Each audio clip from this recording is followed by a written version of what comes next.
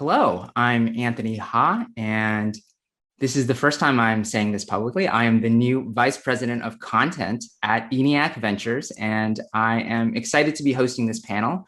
We are going to be talking about product market fit and whatever other fun things come up in talking to these founders about sharing their stories and how they got to where they are now. Why don't we have each of our panelists introduce themselves? You can tell us who you are and give us 1 or 2 sentences tops about what your company does. Laura, why don't we start with you? Sure. Thanks, Anthony. I'm Laura Spiekerman. I'm a co-founder and chief revenue officer at Alloy. Alloy is an operating system for identity in the financial services space. So we work on KYC, risk, AML, fraud issues for both fintech companies and banks. And we've been around about 5 years. We're headquartered in New York City. All right. How about Zubin? Hi, I'm Zubin Bhettay, co-founder and CEO at Fuzzy Pet Health. Fuzzy is a pet telemedicine company that offers pharmaceuticals and medications. We're building the front door for pet health and well-being to empower and educate pet parents to help them extend and enrich their pets' lives. We're based in San Francisco. And last but not least, Mike. I'm Mike Kijewski. I'm the co-founder and CEO of MedCrypt. MedCrypt helps healthcare technology companies build cybersecurity features into their products. So you may have heard of this episode of a TV show called Homeland, where the vice president's pacemaker gets hacked. We try to help medical device companies prevent that from happening in the real world. Awesome. So I'm excited to hear a little bit more about each of your stories. We can go back to Laura for a second. And Laura, why don't you just tell us where the idea for Alloy came from? Sure. So my co-founders and I worked together at another startup before Alloy. So about 6 years ago, we worked together in a very early stage startup doing payments online, where we were there on ACH payments as part of onboarding. So how you get your money into a crypto wallet or online brokerage. And there's all sorts of user experience issues there. Payments is one of them. I want to get my money into my Robinhood account fast, right? Because I want to, buy GameStop. And so speed of ACH is really, really important. But the other part that we came across was that identity was really important. If you couldn't, if Robinhood or a bank couldn't properly validate your identity, you as the user were put through this kind of onerous, burdensome KYC, manual KYC, know your customer process. You might have to fax in documents. You might have to scan your driver's license. And that means you as a customer have a bad experience. It means that bank or fintech company has kind of a higher risk of losing you, or a bigger kind of back office cost to actually serve you and validate you. And so we realized that there should be an API for that. This is sort of the API-ification of financial services was starting back in 2015. And we kind of hopped on that bandwagon and decided to pursue that. So we're still at the same thing 5 years later. And so it sounds like you obviously know a lot about the financial services industry, but how then did you go about going from an idea to figuring out where a product market fit was? I mean, this is going to be a question I'm asking all of you, but I feel like in banks in particular, that seems like, they're not, I don't think of them as being super eager to adopt new technology. Yeah, no, they are not. And we built this product really for fintech companies. We didn't know anything about banks. None of us came from banks.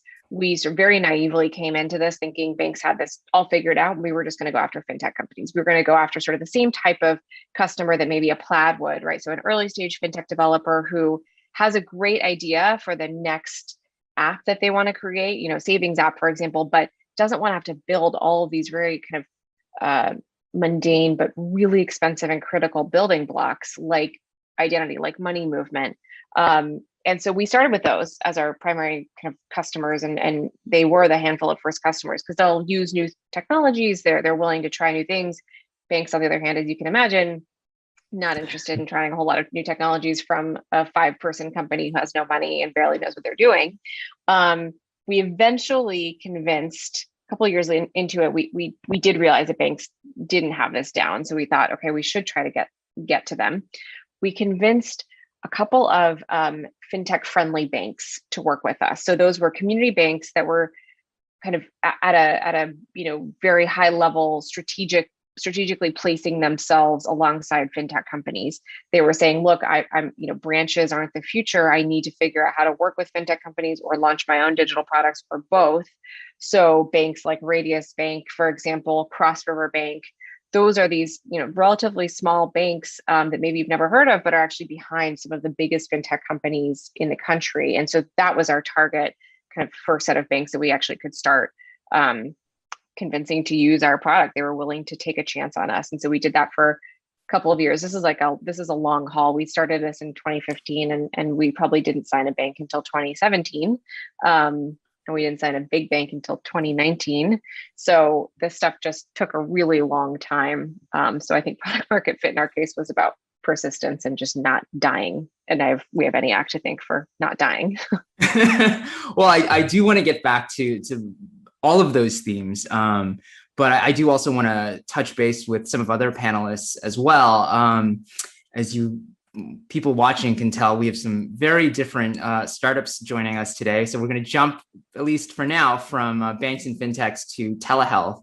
And Zubin, obviously, here at the beginning of 2021, telehealth seems like a really obvious and necessary idea.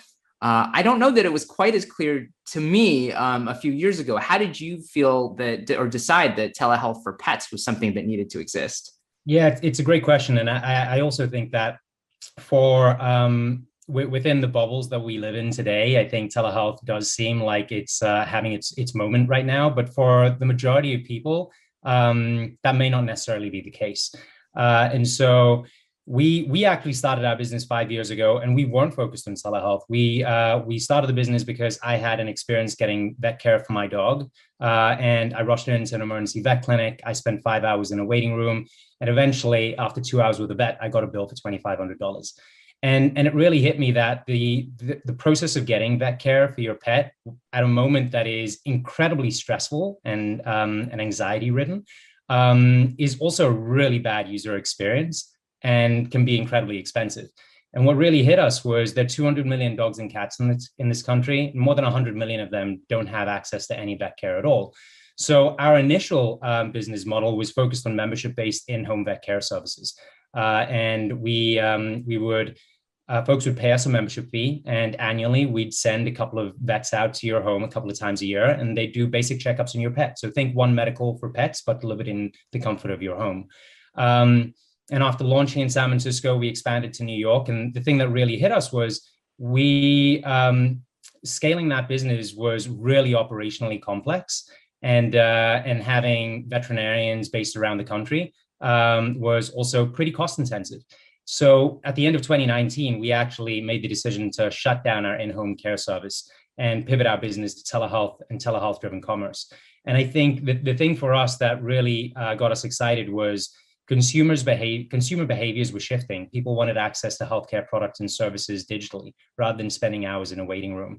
And we'd seen that play out in human healthcare for a couple of years. And we realized that the opportunity for pets was even more amplified. It was even a bigger opportunity, and actually had a much better value proposition, because anyone that's had to take your pet to a vet clinic in the last year to 2 years has had to deal with the friction associated with getting vet care. So we pivoted our business at the beginning of 2020. And as luck would have it, we kind of fell out on the lucky end of the spectrum here. COVID was a natural accelerant to our business. I call that lucky guilt in some way. So the last 12 to 18 months has certainly been a really wild and exciting ride for us. But what I think that has led to is just an acceleration into digital driven care.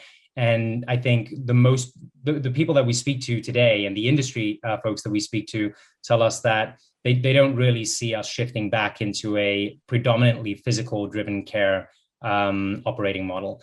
Digital is here to stay, and it's actually going to be extended in terms of what its capability is of delivering care to people, human and pets as well. And when you think about that, I mean, I feel like that's certainly that idea of the pandemic accelerating a lot of existing trends is one that we hear about quite a bit. But as you're trying to figure out what your business looks like when the pandemic is over, what were the things that made you feel confident that this is a permanent shift, and that, in 6 months, everyone's not just going back to their regular vets? I think the user experience, the NPS, and the customer feedback and customer insights that we were receiving, and also the data around when people were using our service and how they were using it. People tend to use our service on average between 6 to 12 times per year. On average, we have the super users that are that have a lot of anxiety, typically first-time pet parents that are trying to figure out and navigate the journey of being a first-time pet parent, and they're using it significantly more. But what that compares to is the typical experience of going into a veterinary clinic where people are only using that service once a year. And so people want access to healthcare information and health services more frequently and more accessibly than what they were before. I think the period of kind of forums and people Googling some symptoms and the rabbit hole that puts people down every time, people felt like that wasn't really the user experience that they wanted to go to. And the other thing that really hit home for us over the course of the last 12 months is people find that the digital experience is actually more personable in some ways today than what it is taking your pet into a vet clinic. Don't get me wrong, there will always be a need for physical care and there will always be a need for people taking their pets into a vet clinic. You can't operate on a dog digitally. That's just not possible. But what we found is the ability for people to get access to information, to care, to triage immediately within 30 seconds kind of is an order of magnitude better than Googling some symptoms, trying to call up your vet clinic, being forced to go into an emergency vet clinic, and then having to part with hundreds, if not thousands of dollars.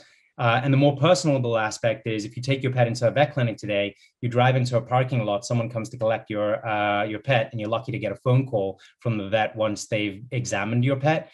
Whereas digital care allows you to have a more personal relationship where you can see the veterinarian, they can see you, they can advise you on what you can do.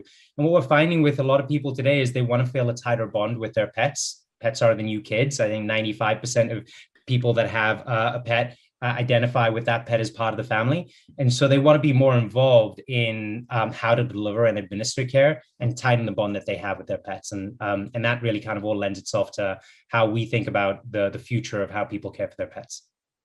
Right. All right. So we're going to have another topic shift to something that's kind of related, medical device cybersecurity. Mike, I know you started MedCrypt over concerns about that security. So tell me a little bit about how you went from, hey, this is a problem, to translating that into an actual product. Yeah, so in 2014, I was working for a medical device manufacturer when I started to hear primarily hospitals asking questions about if a cybersecurity vulnerability in a medical device could actually lead to physical harm in a patient. And that wasn't something that I had considered before. I had considered, patient data privacy issues and, data loss and getting access to a patient's social security number, but I hadn't thought about a patient being physically harmed. So my background is in the technology of imaging and radiation oncology. So I'm fairly familiar with how these medical devices work and how they're built. And every day when I would drive to the office, I would pass the Nest office, the Nest thermostat office. And one of the interesting things about healthcare is if you want to do something innovative in healthcare, just see what was done in other industries 10 years ago and apply it to healthcare today, because it's chronically 10 to 20 years behind when it comes to technology. So I'm like, all right, here's Nest. They've got connected thermostats in all of these homes. And you don't hear a whole lot about these devices being hacked or being vulnerable. And in fact, if you go on Hacker News and you look at people who sort of played around with the Nest thermostat, there's some pretty good security controls in place. So we just looked at what were the best practices in modern IoT devices and figured out ways to package those same features for a medical device manufacturer. Right. And so when people talk about finding product market fit, there's often this emphasis on testing and iterating. And I have to imagine this is a field where you don't, necessarily just want to ship an MVP to everyone, because that could go really badly. So how do you get that testing and experimentation into the process safely? Yeah. So there are definitely some things that I wish that I had known 5 years ago when we started on this. To some degree, if you're making a new drug or you're making a new medical device, you're not testing whether or not a new neurostimulator is going to get product market fit as you design it and you release it, right? You know that there's a problem, you know the right way to fix it, and you build the device. And it may take 5 or 10 years to build that device. In some ways, our technology looks a lot like a medical device because there's a sort of long development cycle and we're going into these products. But on the other hand, I think when we first started back in 2015, we tackled what I now understand to be the hardest aspect of the problem. I'm actually getting cryptography on these devices themselves. And at the time, we're like, yeah, that's the right way to fix the problem. And this is easy, we got it covered.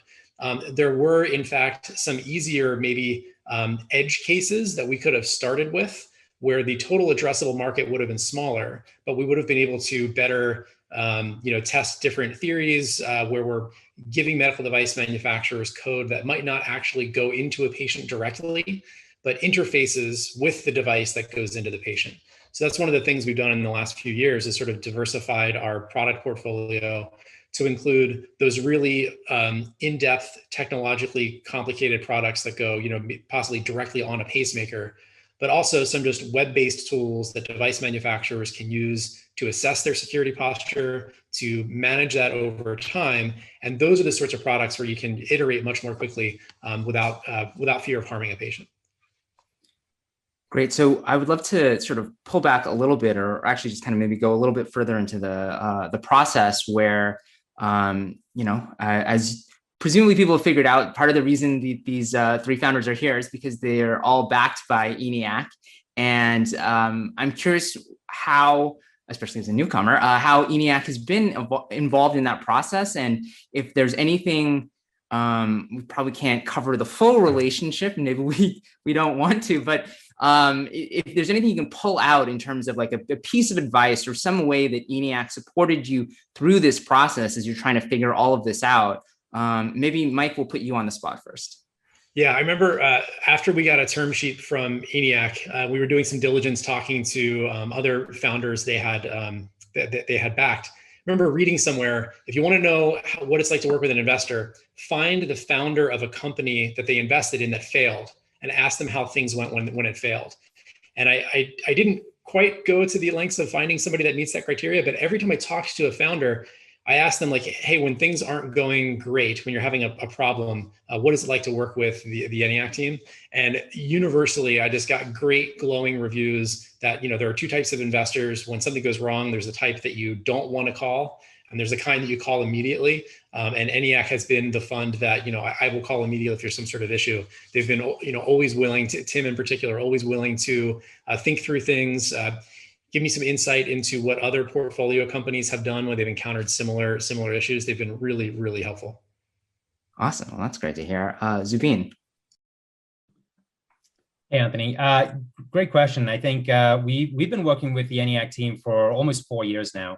So it's been a long journey. And when we first connected with the Eniac team, I met with Nihal, and what really stood out to me is just the focus on people, and the focus on more than just the company, more than just the idea, but really the commitment to building and developing people, and building and developing leaders. And with me, I was a first-time founder and kind of still wet behind the ears, and I still am, and I'm still figuring things out. But the commitment from the Eniac team, and when I say the team, I think one other thing that stands out to me is Nihal was definitely my point person, or our point person as a company. But I have interfaced and interacted with everyone from Hadley to Tim to Nihal and Vic. Anna and the team have always been super supportive. And so the commitment from that team to kind of really be supportive, be there through the good times, help kind of figure out and unlock areas of opportunity within the business, unlock areas of opportunity within the team, and then really committing to figuring out how I could be a better leader, and how we could invest in other people on our team to be better leaders too. And all of those things have been incredibly helpful and invaluable through the 4 years that we've had a relationship. So it speaks to why we continue to have a great relationship now, and why Nihal and the Eniac team are still one of the first calls that we make when we're trying to evaluate what we're doing as a company, and evaluate some tricky decisions to make. Awesome. Laura, what about you? This is a tough question, because I think, like, no matter who you'd ask me about, my instinct is going to be, I'm publicly saying nice things about anyone. So I hope this comes off as authentic. But and Nihal was on our board for a long time and led our investment. Like, he is just the best. They are the most founder friendly firm I've ever worked with, by far. I can't even sort of convey how I feel about this. I'll add, he's not on our board anymore.